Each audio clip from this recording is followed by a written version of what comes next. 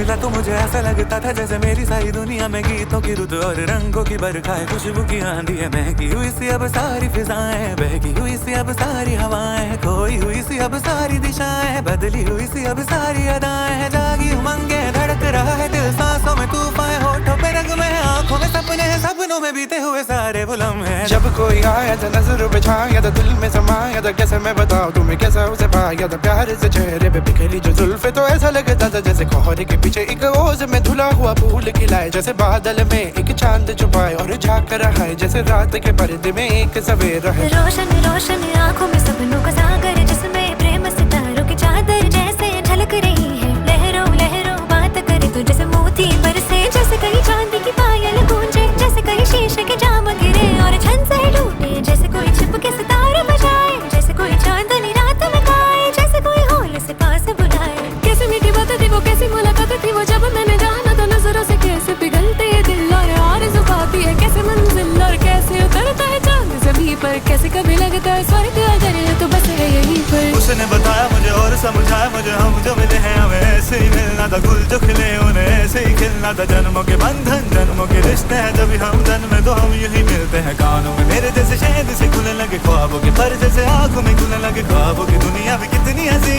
और कैसी रंगी थी, ख्वाबों की दुनिया जो कहने की थी पर कहीं भी नहीं थी। ख्वाब जो टूटे मेरे आँख जो खुली मेरी होश जो आया मुझे, मैंने देखा मैंने जाना वो जो कभी आया था, नजरों पे छाया था, दिल में समाया